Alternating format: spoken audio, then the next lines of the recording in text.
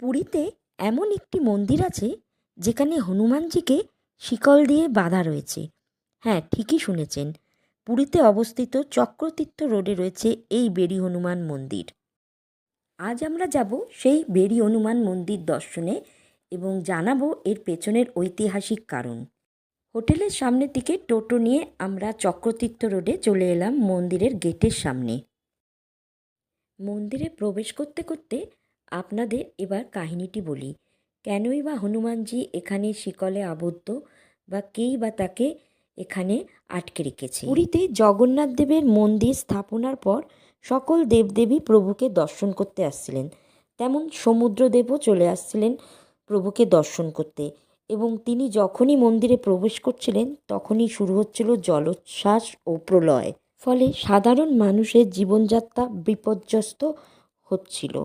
সমুদ্রদেবের হাত থেকে প্রভুর মন্দিরকে রক্ষা করার জন্য হনুমানজি সেখানে উপস্থিত হলেন, এবং হনুমানজির জন্য সমুদ্রদেবের প্রভুর দর্শন করতে আর পাচ্ছিলেন না। ফলে আবার সব আগের মতোই ঠিকঠাক ছিল, কিন্তু এবার সমুদ্রদেব একটি চালাকি অবলম্বন করলেন। তিনি হনুমানজিকে বললেন যে সবাই তো প্রভুর দর্শন করছে, তুমি যাচ্ছ না। তখন হনুমানজি ভাবল তাই তো, এটা তো ঠিক হচ্ছে না। ফলে তিনি যতবারই মন্দিরে প্রবেশ করতেন সমুদ্রদেব তার পিছন পিছন মন্দিরে প্রবেশ করতে লাগলেন।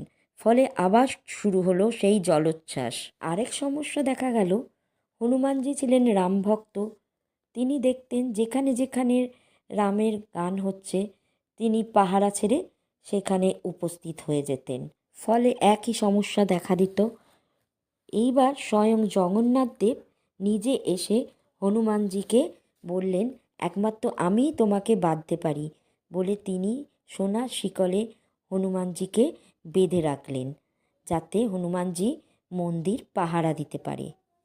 সেই থেকে পুরীতে যতই জল প্রলয় বা জলোচ্ছ্বাস হোক না, কখনো প্রভুর মন্দিরের কোনো ক্ষতি হয়নি। গল্প করতে করতে আমরা মন্দিরের কাছাকাছি এসে গেছি। দুদিকে পূজার সামগ্রী বিক্রি হচ্ছে, আপনারা এখান থেকে পূজার জন্য জিনিস কিনতে পারেন। আমরা পুজো দেব না, দর্শন করব, তাই এগিয়ে চললাম মন্দিরের দিকে। আর এখানে টিকিট কাটতে হবে, এক একজনের টিকিট 5 টাকা। এই মন্দিরের ওপরে আমরা সিঁড়ি দিয়ে উঠলাম, এটা মন্দিরের পেছন দিক। যেহেতু মন্দিরের ভেতরে কোনো ছবি তোলা অ্যালাউ না, ওই জন্য আমরা মন্দিরের ভেতরে ছবি নিইনি। গুগল থেকে এই ছবিটি সংগৃহীত করেছি। এটি বেড়ি হনুমানজি।